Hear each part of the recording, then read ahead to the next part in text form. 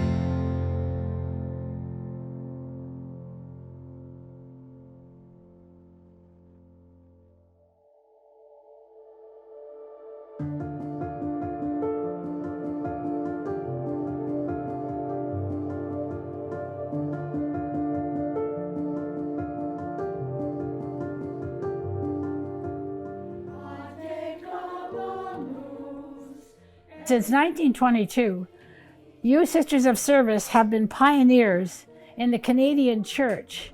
Your motto, I have come to serve, has been experienced and valued over these 100 years.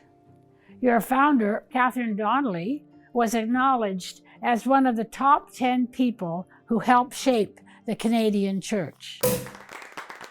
Let us raise our glasses to the Sisters of Service and this 100 years and to Catherine Donnelly and all that she brought. From the Register's top 10 people who helped shape the Church in Canada, Canada's Catholic heroes, Catherine Donnelly, born 1884, died 1983. Born in Simcoe County, Ontario, as one of 7 children, Catherine Donnelly was to live to the ripe age of 99. During that near century, she would oversee the founding and evolution of the Sisters of Service, a truly Canadian creation. Catherine Donnelly was the daughter of Irish immigrants. She was raised on a farm. So this is late 19th century with certainly a hard life and brought up with an Irish Catholicism that was traditional. The church was part of their lives. And when her mother died, she had to assume financial responsibility of the family from her early 20s. But her real vocation was teaching. She and her friend decided to go out to Alberta. Now this is at the end of the war. In the West, they were looking for teachers. But when they arrived in southern Alberta, they were only teaching for 6 weeks before the flu epidemic had closed the schools. Catherine Donnelly looked around and realized that there was no religious faith, or particularly the Catholic faith, which she called a treasure, because the church was establishing in the larger centers. Here were these immigrants who had just come in, trying to eke out a living on the prairies and experiencing lack of support from a parish or from a church and from the clergy, and the religious were mainly in the cities. So I think she saw that as a compelling reality, and God gave her the grace to say, what can I do about it? Where do I fit in all of this? The founding of a Catholic order, a new Catholic order, is an enormous event, an important event in the life of the church. It was also an extraordinary time when we were faced with these huge levels of immigration. When Catherine Donnelly gets going, you've got this wave coming of really refugees from the First World War.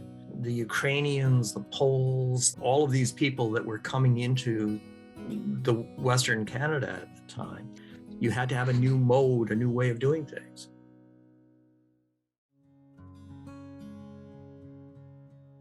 It's 100 years of dedication, achievement, and cheerful service for those most abandoned, for the love of Canada and God, of course. Meet the Sisters of Service of Canada. Join them on their journey of remembrance and prayer leading up to August 15th, 2022, the 100th anniversary of the community's ministry throughout Canada and the 100th anniversary of their foundress, Catherine Donnelly, entering the Sisters of Service as the first sister on August 15th, 1922. To capture this essence, I would like to quote from Michael, one of our residents at Presentation Manor, who has just read To Do and to Endure by Jean Beck. Among the many things that struck me about the story the book tells, first is the challenging physical and financial conditions that early sisters had to struggle with. Inadequate buildings, long distances, uncertain transportation, never enough money, and so forth. But somehow they managed to serve people very successfully. The second thing is the profoundly spiritual dimension, so obvious in the life of Catherine Donnelly, her collaborators, and her successors. My gratitude to you, your fellow sisters, both past and present, Sister Joan, for your sterling example of what a life of loving service to others really means. And now I invite us to once again... Catherine Donnelly intended the Sisters of Service as a breakthrough in how women religious served the Church and the people of God. As with a few women religious innovators in the US and Australia, Catherine wanted her community members to be able to serve the needs of pioneer Canada no matter the hardship. This required a new way to dress, away from the cumbersome robes of the day, and a new way of life, away from heavily regulated convent life to living alone or with one or two others. Beyond these outward expressions of change, Catherine sought to define a new charism of service that would include respect for differences in others, whether they be Catholic or Protestant or no faith at all.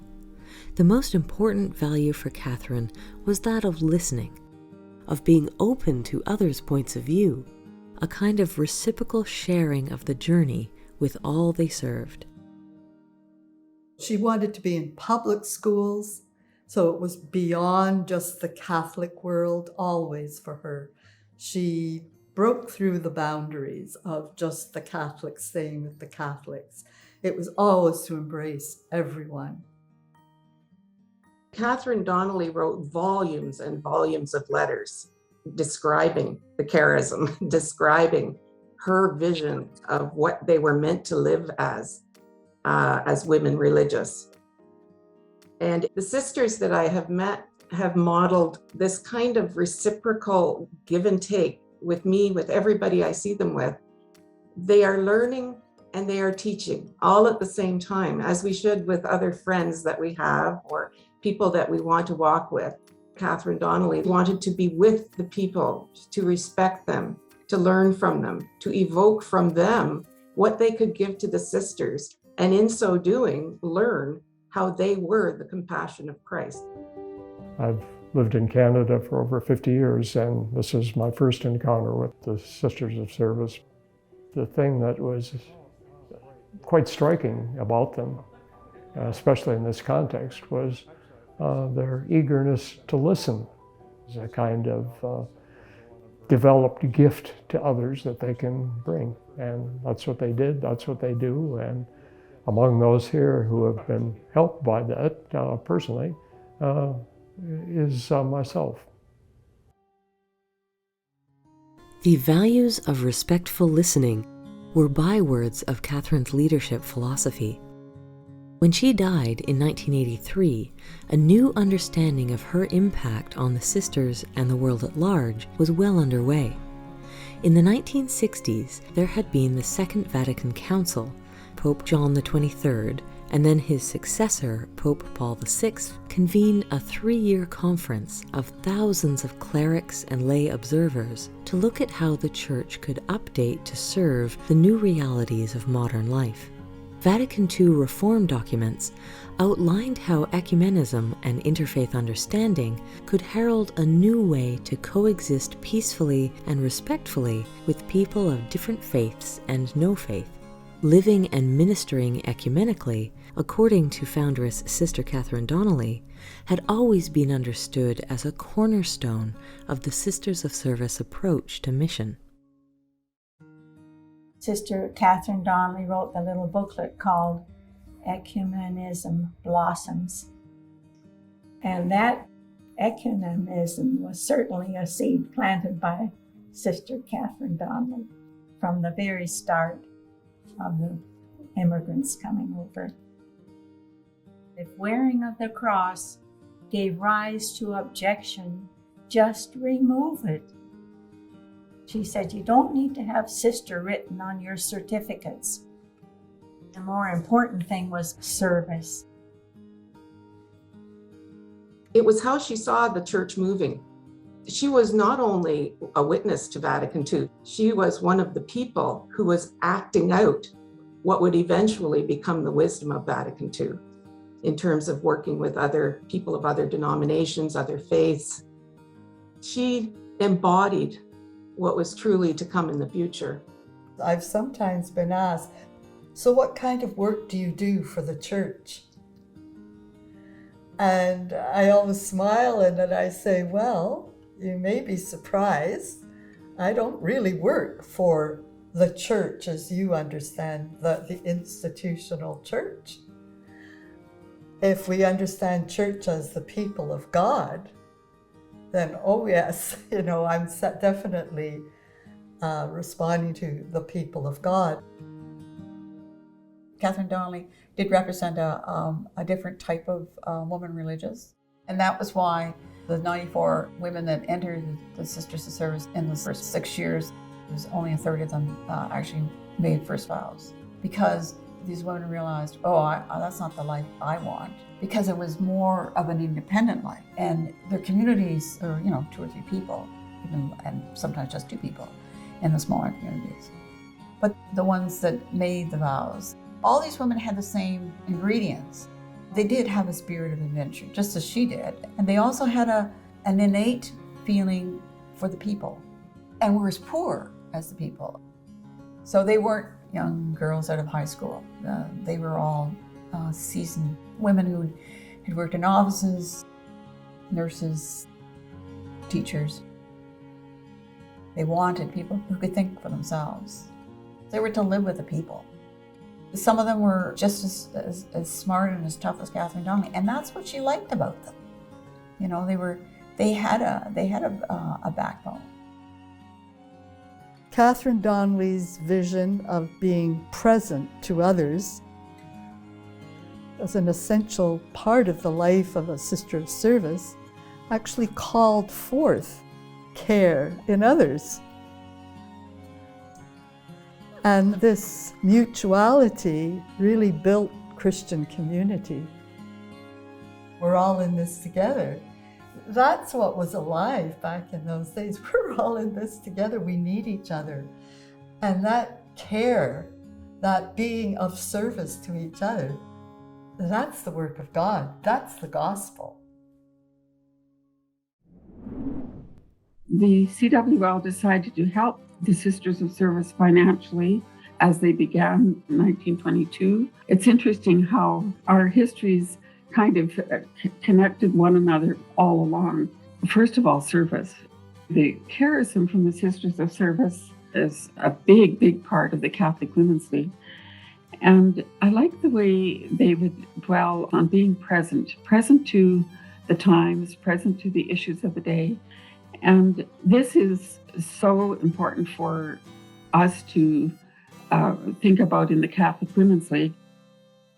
Catherine Donnelly had a special connection to the Sisters of St. Joseph of Toronto, who had welcomed Catherine's sister, Mary Loretto Donnelly, now called Sister Justina, as a member. And then, from 1922, the St. Joseph Sisters provided the Sisters of Service with administration and training over the first 6 years of SOS existence. It was the beginning of a friendship that would flourish throughout the SOS 100 years.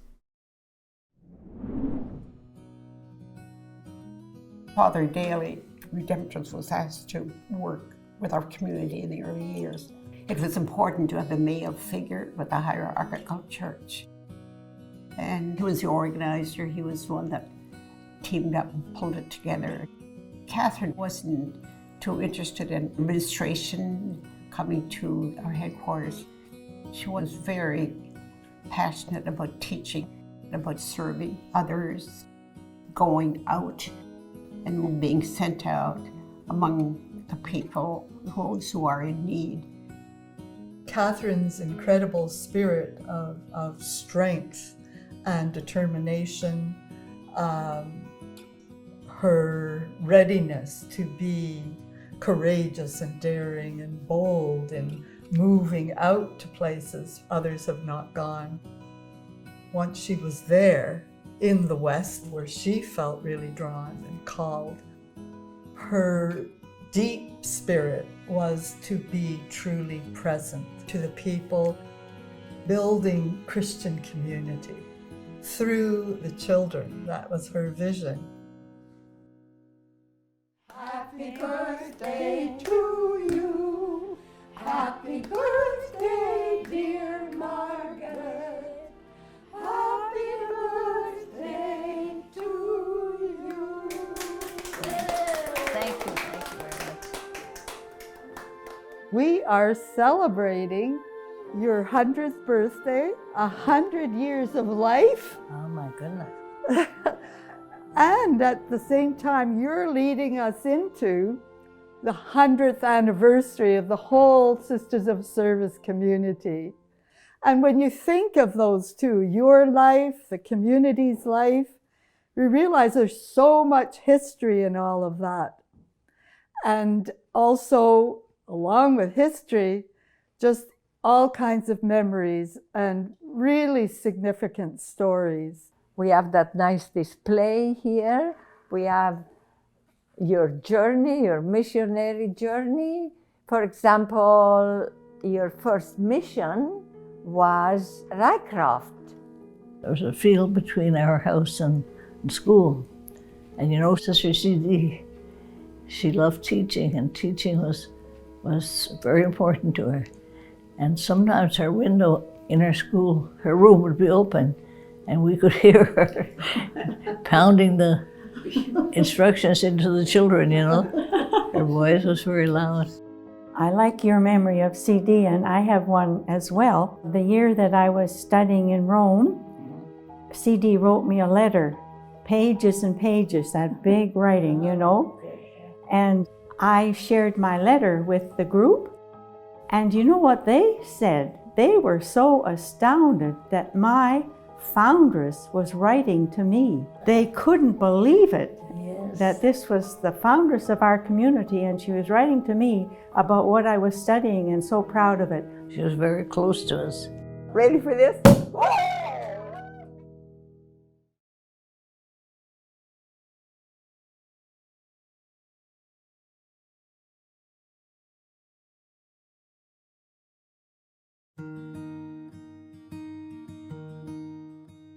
My eyes already touch the sunny hill, going far ahead of the road I have begun. So we are grasped by what we cannot grasp. It has its inner light, even from a distance, and changes us, even if we do not reach it, into something else, which, hardly sensing it, we already are. A gesture waves us on, answering our own wave, but what we feel is the wind in our faces. That poem of Rainer Maria Rilke that for me just describes some of the spirit, the essence of the whole journey of the SOS over these 100 years, the whole journey of call, that relationship with God. What we feel is the wind in our faces. And to me, that's the gentle touch of the Spirit that we can feel in so many ways that keeps renewing us to continue that pilgrim walk.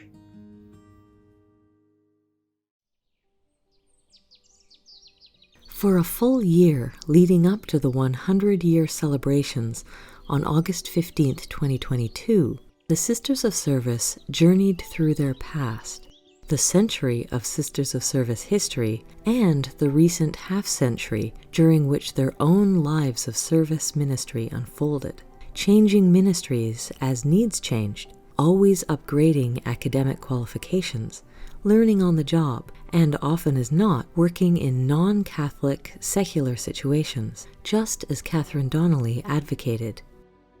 When I came to the West, to Norway, I landed in a public school. It caused a certain amount of anxiety to me. I was a whole year before I told my mother that I was teaching in a public school.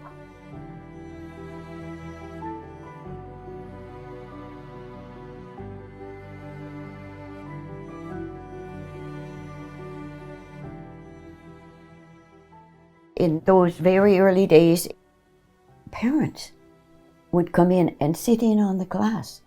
There was great hesitancy that we were proselytizing. Those experiences were short-lived. In fact, the school board would write letters to the sisters asking to have more sisters to come and teach in their schools. In the Yukon, I was regional health educator for the territories, connecting with local women in the communities to promote a program called Home Visiting. The classes were about 2 weeks long, and it gave the women an opportunity to work with the community nurse to become more proactive in the whole area of healthcare delivery.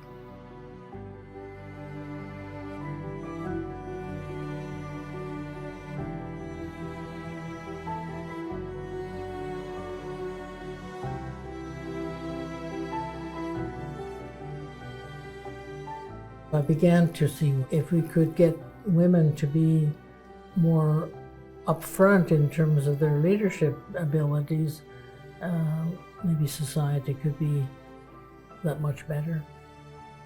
One delightful young woman had alcohol issues and relationship issues, and she decided to shape up. And she got her diploma in nursing and became a very significant worker in the community. So that's one of my good stories.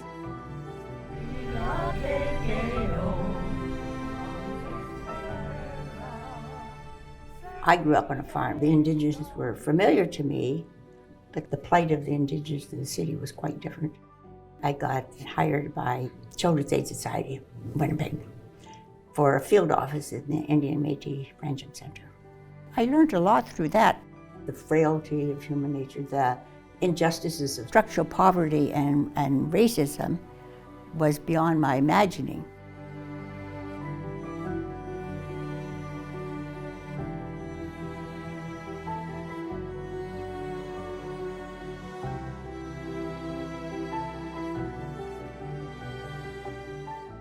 But the Indigenous were coming into their own. They were talking about having their own Children's Aid Society. And I offered to help. The Sisters of Service were always kind of willing to say, well, why don't we? Maybe we could. Let's. And we didn't have to have it all worked out. We could sort of work it out as we went along.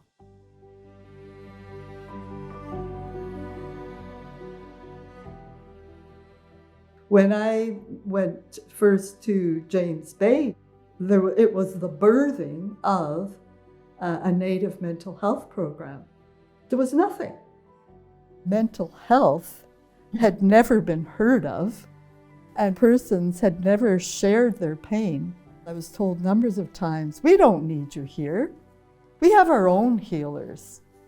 So I kept trying to find ways to connect by freighter canoe to get across the river, skidoo taxi, or the real taxi across the winter road, or by small plane.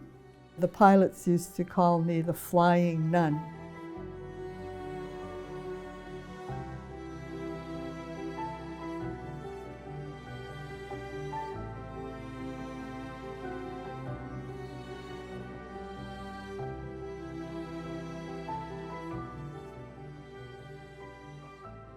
Connecting meant listening. And my listening gradually opened up incredible pain. And one of the greatest gifts I received was hearing someone say, "Go see Sister Mary Ellen. She's good to talk to."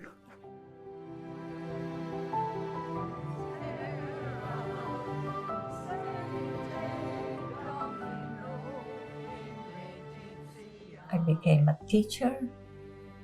I worked for 2 years in a school near St. John's, Newfoundland, and by then I started knowing the call that Catherine Donnelly had to go to remote places where the need was greater. I did find an isolated fishing harbor. Teachers before, young people, couldn't take the isolation and left before the school year was over, most years.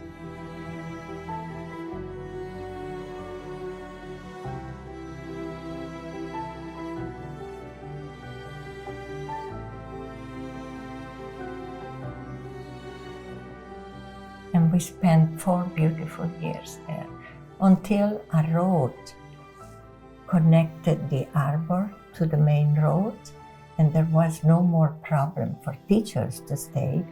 It would be the best SOS time. We became part of that community. My work in the North, in the Northern Teachers Education Program, was for Northern people, Northern communities, either Cree or Dene and Métis. Profs would come to the North to teach the teachers. Teachers training in their own community, in their own schools. I supervised teachers on the reserves, but to a great extent my work was with the Métis community.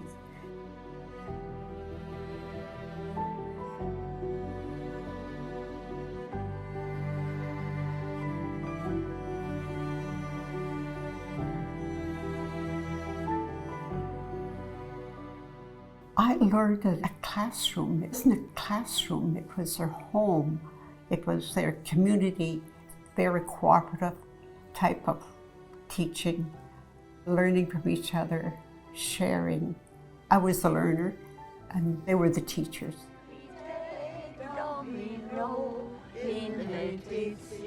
I went to do public health in high-level Alberta and to branch out into all of the remote areas around the north to minister to these people who had nothing and were far away from anything.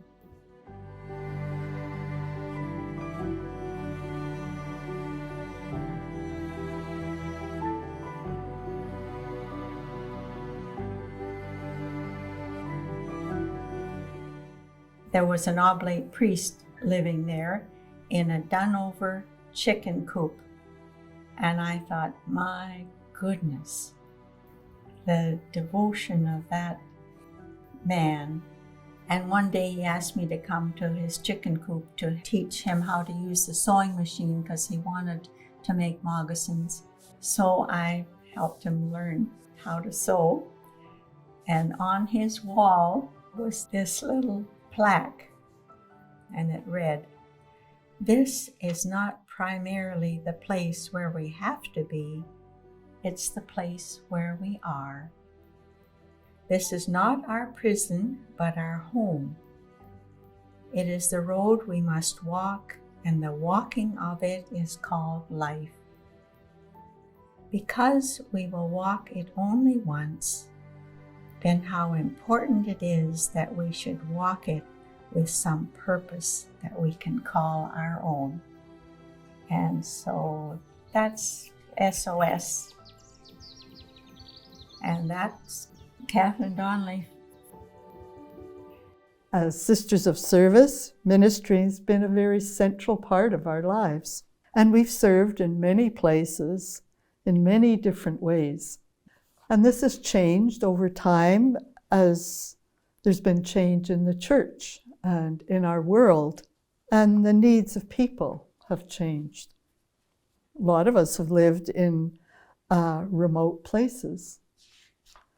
And these places could be without the usual presence of church ministers or the structures and amenities that might exist further in the southern parts of Canada.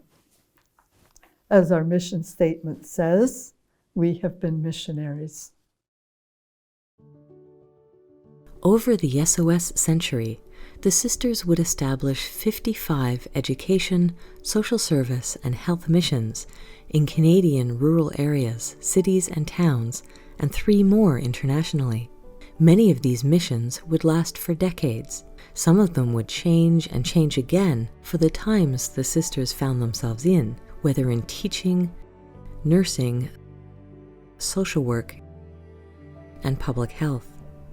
In post-Vatican II times, they were called to parish ministry. They provided spiritual and psychological counsel to those who were struggling. They worked in prisons, in centers for Indigenous peoples, in homes for the elderly and infirm, and in groups working for justice, peace, and care for the earth. Where there were no priests, no church buildings, the sisters anointed the dying, baptized newborns, married couples, and to generations of young and old, they witnessed to the spirit of their Catholic faith. Again in Newfoundland, I went to our correspondence school of religion, and I spent 5 years teaching religion through correspondence to students who didn't have an opportunity to take a formal religious education, visiting the families, gathering the people in these arbors where the priest wasn't able to go and celebrate the Eucharist. We brought the Eucharist with us. We had lay-presided liturgy. We were like church to the people.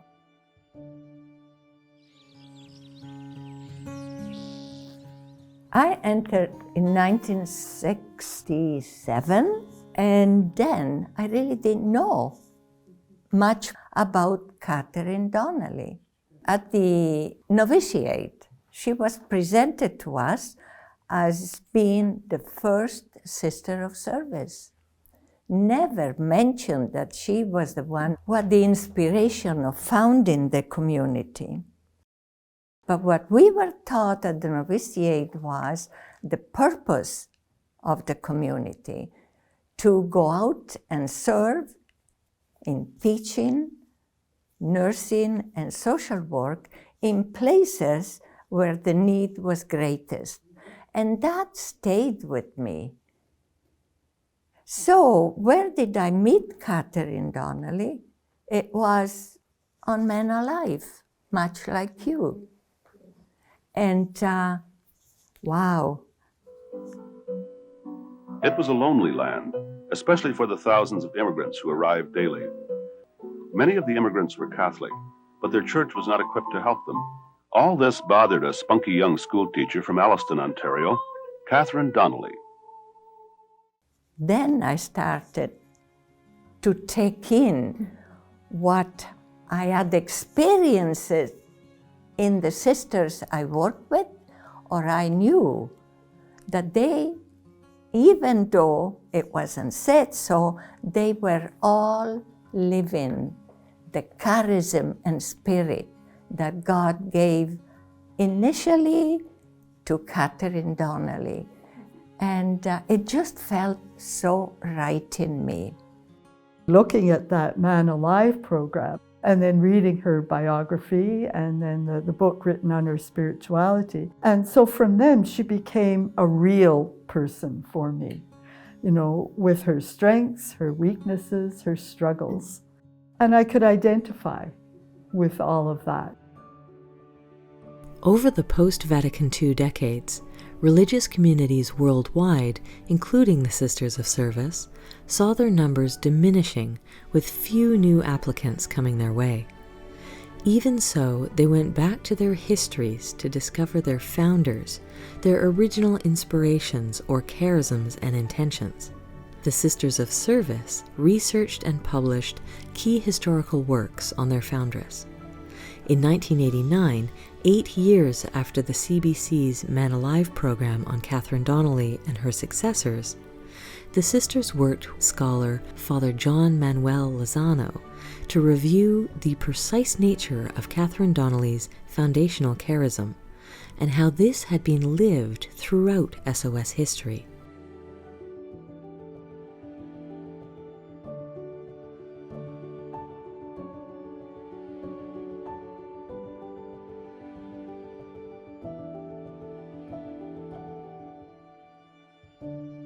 In many ways, the Sisters of Service's foundational ideas had prophesied key aspects of Vatican II, but they too had some rethinking to do. They dropped their previously innovative uniforms for everyday clothing. Ministries themselves would change from the tradition of following Toronto head office orders to each sister discovering and pursuing their own ministries. They discarded their top-down decision-making for what is known as circle governance. Everyone has a say. Decisions would be consensual. Circle governance was a way of having kind of mutual responsibility and shared accountability, shared responsibility, more a little interdependent. It was time-consuming. It was messy. Everybody knew every step of the way, all along the way. Their voice was heard, they knew what was coming, and could participate. In 2007, SOS Circle members elected Sister Marilyn MacDonald as Community Director, with Sisters Adwa Zampese and Anne McNally as counselors.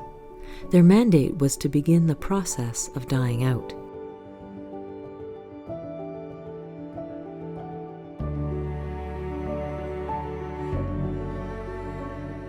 The biggest challenge, the biggest suffering, the biggest struggling within myself. Because after being trained to become a novice director and vocation director, coming to the novitiate and finding no one to share what I had received or what I could offer, was the moment that I realized that the Sisters of Service were beginning to die out. And to me, that was a struggle, a great struggle, a struggle almost of fate. In 2012, they signed a sponsorship agreement with the Sisters of St. Joseph of Toronto. SOS had come full circle with the Sisters of St. Joseph, there at the beginning in 1922 and there at the ending.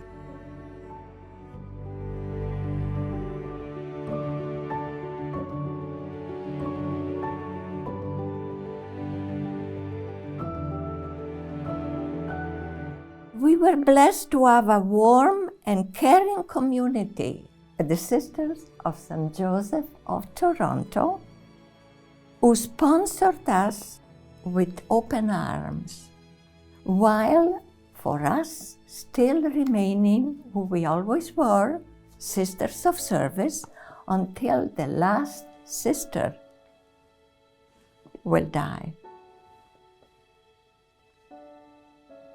At the sponsorship ceremony, the Sisters of St. Joseph cried with us and rejoiced with us. It had all come to an end, or had it?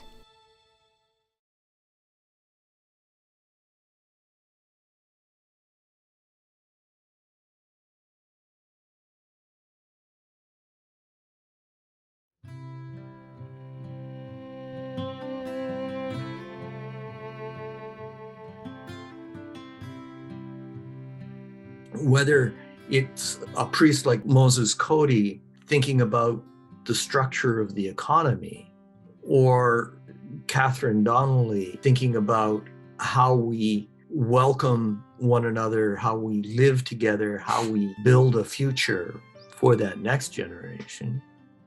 These things sit there below the surface of the life of the church in Canada. And if we don't look for the sources that made us who we are, we're going to lose not just our identity, but a sense of direction too.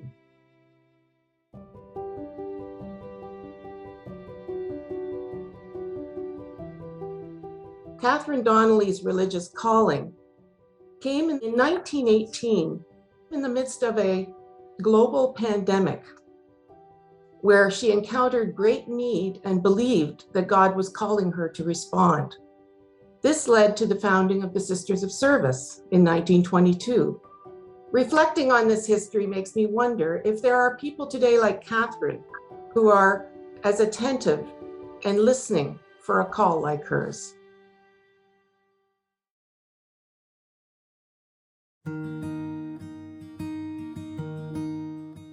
That charism that Catherine Donnelly received from God was also the charism of every SOS that came and stayed.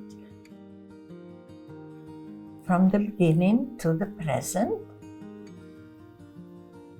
God's love to this small group of ordinary women, their response to God's love,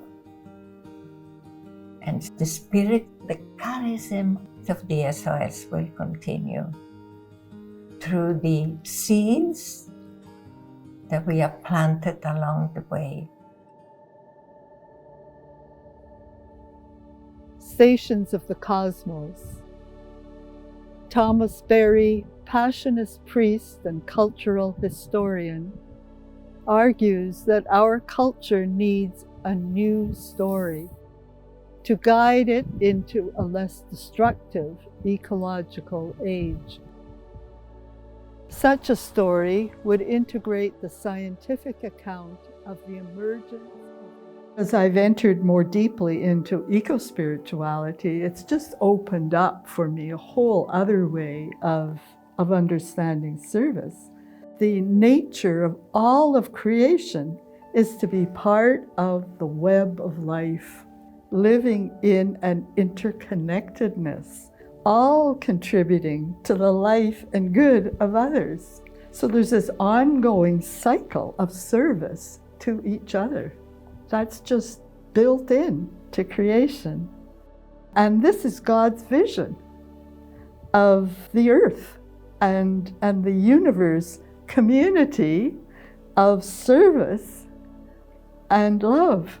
And that's who God is, this giver, so that there can be love in return, service, and it goes back and forth and around through everything in creation. And that's really that interweaving of love and service that we reflect then as Sisters of Service. Having rediscovered Catherine and her foundational charism, the sisters better understood their own personal versions of charism. Not only how they themselves were living it, but also they began to see that the charism was not only theirs, but a spirit of the times. Catherine's era, and 50 years later, the spirit behind the ministries of the present SOS generation, and perhaps, they hoped, a spirit for all times, especially for those who wish to serve, to be part of mending a broken world. Hello. It is an honor to be with you as we, Sisters of Service, go about our task of getting in touch with all the key people who've been a part of our journey. When we look at the role of the sisters in the Center for Religious Education and Catechesis, we were so aware of how they came to us with their attentive listening, their deep interest in our projects, and their ongoing interest in the research and what developed from it.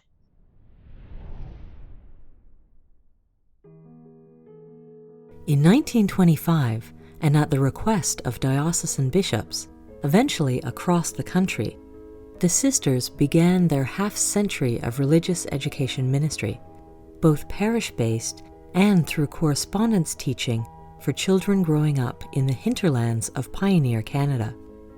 The SOS approach to catechetical learning would develop through discerning their students' spiritual starting points and real-life situations. And this evolving approach continues today through their endowment of St. Paul University's Center for Religious Education and Catechesis. And we warmly congratulate the Sisters of Service. We congratulate you and are so grateful for your ongoing work with us at the center. I would like to congratulate the Sister of Service on their 100 years because they have been walking and learning and discerning how they can continue helping and supporting vulnerable women in the future, but also they have been discerning and learning from us, I as a former refugee, and they are seeing how we are when we are in a safe place, how we can be ourselves. That's why the Sister of Service gave the endowment to the Canadian Council for Refugees. In 1923, and over the next 70 years, the Sisters of Service opened up residences for single women, including refugees from all over the world, as well as young women migrating from Canadian farmlands to the big cities. All these residences drew young women who were away from home. And because we listened to them, because we gave them a place, a safe place to be, and I think it meant an awful lot in the lives of the women that were there. We lived with the residents. They saw us morning, noon, and night.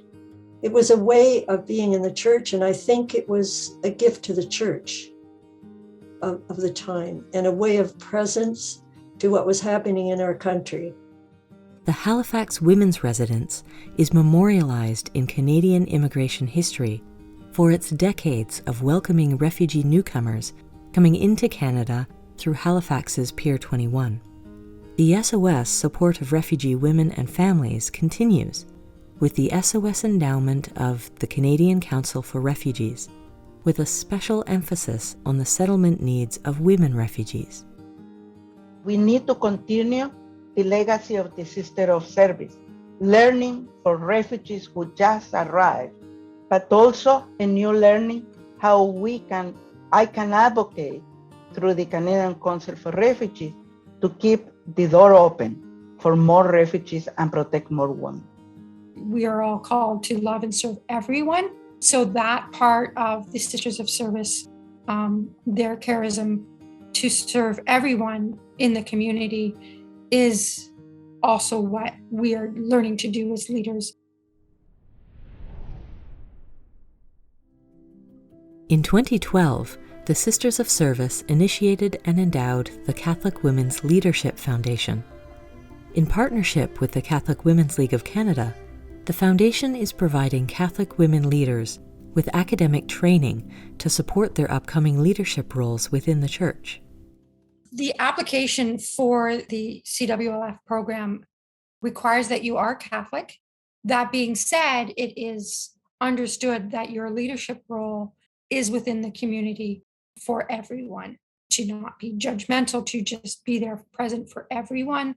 I came into the Catherine Donnelly Foundation at the point that it was already in motion. And the Sisters of Service were out of sort of the normal tradition even at that time. And throughout all of their history, they weren't really institutionally oriented. They were oriented externally.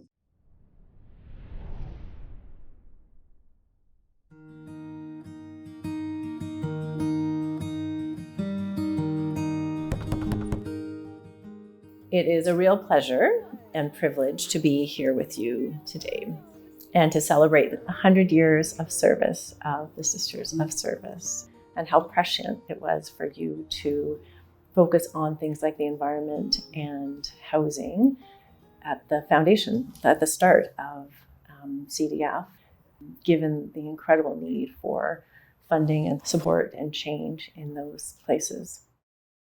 The Catherine Donnelly Foundation, the jewel of the SOS legacy to church and country, was founded in 2003 after years of processing amongst the sisters themselves. Once launched, the sisters served on the CDF board, first as its chairperson and then as members until 2019. They brought in experts when they needed them, not only analyzing where and what needs were the greatest, but also setting out criteria of excellence for a new foundation in a new era that would still resonate with the spirit of Sisters of Service foundress, Catherine Donnelly. We always imagined that the CDF would go on for generations and be the primary expression of what Catherine herself and her successors set out to do.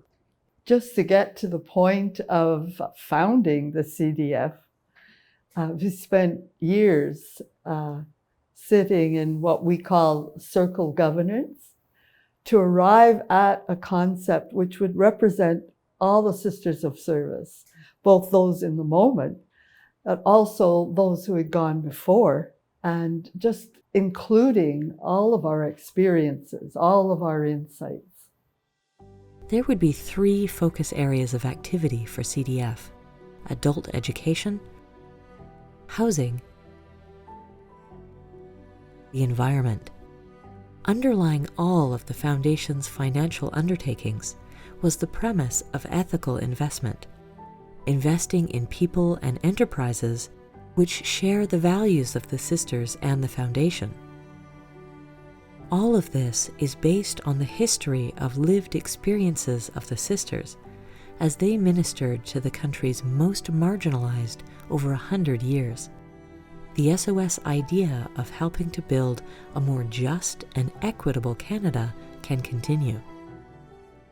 If you look at Idle No More, Black Lives Matter, the Youth Climate Strike Movement, universal basic income.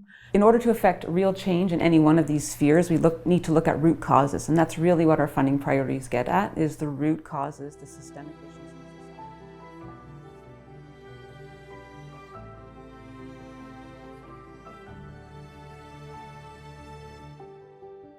The courage with which the Sisters of Service tackled the problems of their day, and they're leaving a legacy to allow others to tackle the challenges of today, is their recognition that the world is changing and that let's try and find another way of impacting on the world.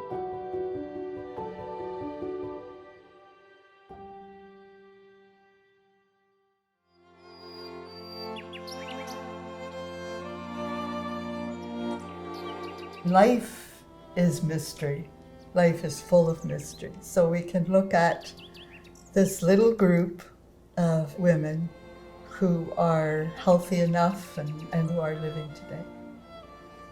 How are we the ones who are here at this time to celebrate 100 years. It's mystery. Today, we gather at Mount Hope Cemetery to honor our deceased Sisters of Service.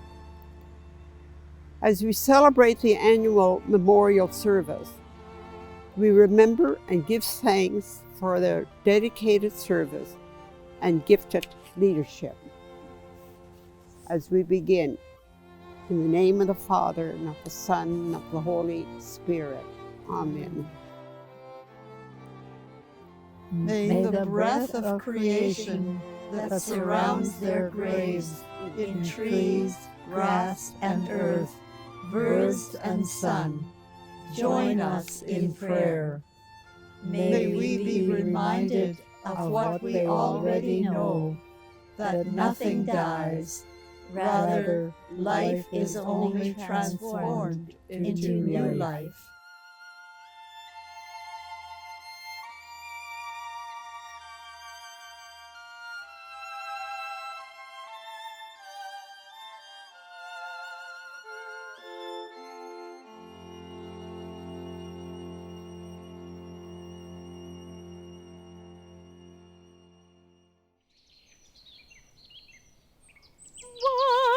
Do we celebrate on this joy-filled day?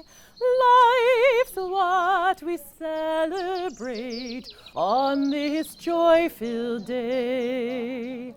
Life so fragile, life so free, life that's lived abundantly, and life... Good afternoon, everyone, and welcome. I have worked with the sisters for quite a long time, so I think I can speak confidently for the sisters in, first of all, welcoming each and every one of you here. My spirit name is Wild Rose, given to me by my grandmother. I'm a member of the Crane clan. I come from a small reserve, Northern Ontario, on the north shore of Manitoulin Island, called Birch Island. I am extremely honored to be here. I must tell you that I was with the Catherine Donnelly Foundation for a number of years, moved up the ranks from newbie to being on the executive, and it was the most fun and the most rewarding volunteer work I think I've ever done. We say miigwech, miigwech, chimiigwech. Thank you very much. It's been a journey of 100 years, and it's just halfway through for sure.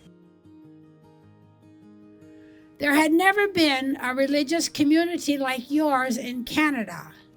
It was, to our Toronto sisters' eyes in 1922, untraditional. But it would seem to me that over the course of many decades and after Vatican II, this experiment was no longer an experiment. It had instead become the common reality for most women religious, as we heard God's call to be closer to people and their communities, to live among them, and to know and serve them better. And that's exactly what the Sisters of Service had been doing. Thank you for your vision and asking us to be your sponsors. And congratulations on your centennial celebration. What do we celebrate on this joy-filled day? Hope's what we celebrate on this joy-filled day. As a child, I eagerly looked forward to the letters that Aunt Agnes Bruning wrote from Vilna and Edson in Alberta, describing the life of the sisters in those mission hospitals and the work they did, sometimes in very difficult days.